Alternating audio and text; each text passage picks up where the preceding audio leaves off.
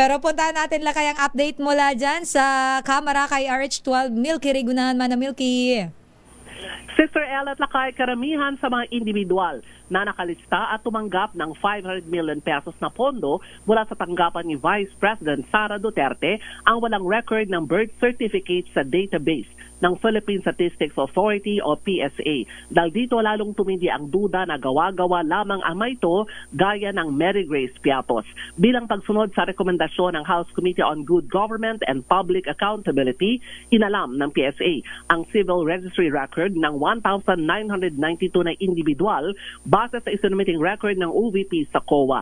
Sa 1,992 na mga pangalan, sinabi ng PSA na 1,322 ang walang birth certificate sa kanilang database.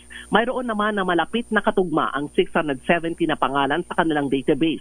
1,456 ang walang record ng kasal at 536 naman ang posibleng may kaparehong record. Wala naman death record ang 1,593 habang 399 naman ang may kaukulang tala.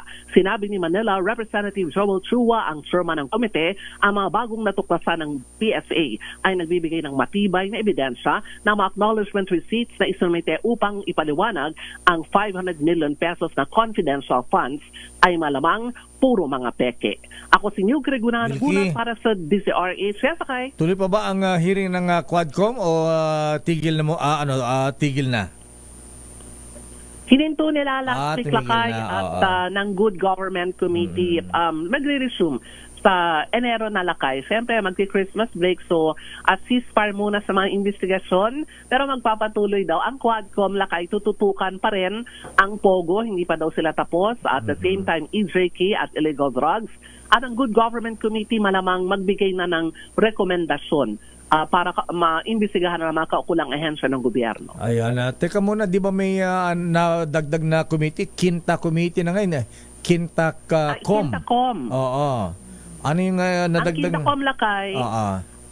apat na committee naman ito headed by Congressman Joey Salceda ng House Ways and Means Committee. Anong iniimbestigahan itong Pag-imbestigahan POGO? naman, hindi, Lakay, ang mga presyo ng produkto ng mga agri-products. agricultural products. Oo, lalo na ang bigas. Baka pwedeng dagdagan ng sixtacom. Ayan, isa pa.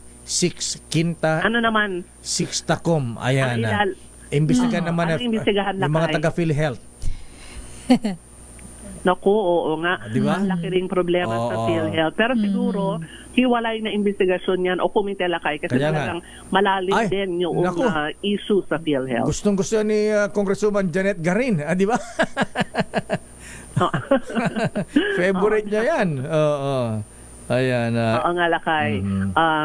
Pero meron na rin mga rekomendasyon ang Kamara tungkol sa PhilHealth funds at malamang pwede sigurong bumuo rin ng komite, Lakay, para imbestigahan din ang management ng pondo ng PhilHealth. Maraming salamat, Manang Milky. Ngayong umaga, Lakay, Sister El, ako si Milky Rigunahan nagulat para sa DZRH, una sa Pilipinas, una sa Pilipinas.